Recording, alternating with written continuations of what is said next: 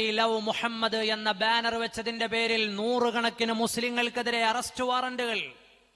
മഹാരാഷ്ട്രയിൽ, യുപിയിൽ നിങ്ങളൊക്കെ വായിച്ചിട്ടുണ്ടാവും. സ്വന്തം വീടിന്റെ മുന്നിൽ ഐ ലവ് മുഹമ്മദ് എന്ന ബാനർ വെച്ചതിനാണ് ഗാസിയാബാദിൽ ഇന്നലെ ഒരാളെ അറസ്റ്റ് ചെയ്തത്.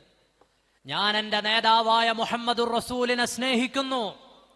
അത് വിളിച്ചു പറയാൻ ഒരു മുസ്ലിമിന് ഏത് കാലാവസ്ഥയിലും ഏത് പ്രതിസന്ധിയിലും ഒരു മടിയുമില്ല. ചില ആളുകളുടെ വിചാരം ഒരു ബാനർ അഴിച്ചു മാറ്റിയാൽ മുസ്ലിങ്ങളുടെ ഹൃദയത്തിൽ നിന്ന് ആ വിചാരവും വികാരവും ഇല്ലാതെയാകുമെന്നാണ്. അവർക്കാണ് തെറ്റിയത്. ഒരു ചിത്രവും കാണാതെ, ഒരു ചിത്രീകരണവുമില്ലാതെ, ഒരു പ്രതിമയുമില്ലാതെ, ഒരു പ്രതിച്ഛായയുമില്ലാതെ ആ പേര് കേൾക്കുമ്പോ സ്വലാത്ത് ചെല്ലുന്ന കോടാനകോടി വരുന്ന മനുഷ്യരിവിടെയുണ്ട്. അവരുടെ ഹൃദയത്തിലാണ് റസൂൽ. ഹയ്യും ഫീ ഖുലൂബിനാ. ഒരധികാരത്തിന്റെ ദുർവിനിയോഗത്തിനും ആ പ്രവാചകനെ വെട്ടിക്കളയാൻ സാധ്യമല്ല. സയ്യിദ് മുഹമ്മദുർ റസൂലുള്ളാഹ് സ്വല്ലല്ലാഹു അലൈഹി വസല്ലം. അല്ലാഹുവിന്റെ റസൂലും മുഅ്മിനീങ്ങളും തമ്മിലുള്ള ഹൃദയബന്ധം, വിശ്വാസികളും തമ്മിലുള്ള ഹൃദയബന്ധത്തെ നശിപ്പിച്ചു കളയാനാണ് മക്കയിലെ ഖുറൈശികൾ, മദീനയിലെ മുനാഫിക്കുകൾ, ചരിത്രത്തിലെ ഓറിയന്റലിസ്റ്റുകൾ, ഇസ്ലാമിന്റെ പേരിൽ ജന്മമെടുത്ത പുത്തനാശയക്കാരുൾപ്പെടെ എല്ലാവരും ശ്രമിച്ചത് ആ ബന്ധം നശിപ്പിച്ചു കളയാനാണ്. പക്ഷേ ചരിത്രത്തിന് ഇന്നുവരെ അത് കഴിഞ്ഞിട്ടില്ല. എന്റെ വീടിന്റെ മതിലിൽ ഞാൻ എന്റെ നേതാവിനെ സ്നേഹിക്കുന്നു എന്നൊരു സ്റ്റിക്കർ ഒട്ടിച്ചാൽ ആർക്കാണ് ഛേദം? ആർക്കാണ് പ്രശ്നമുള്ളത്?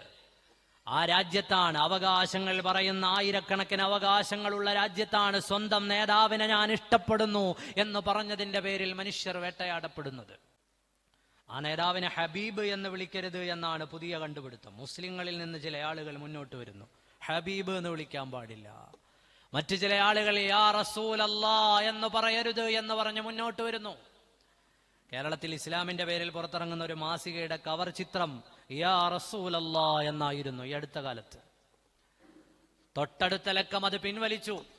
ആ വിളി ശരിയായില്ല, തെറ്റായിപ്പോയി, ശിർക്കായിപ്പോയി, അതുകൊണ്ട് ഞങ്ങൾ അത് പിൻവലിച്ചിരിക്കുന്നു. ഒരു മാസം മുമ്പുള്ള മാസികയുടെ ചട്ട ഞങ്ങൾ പിൻവലിച്ചിരിക്കുന്നു.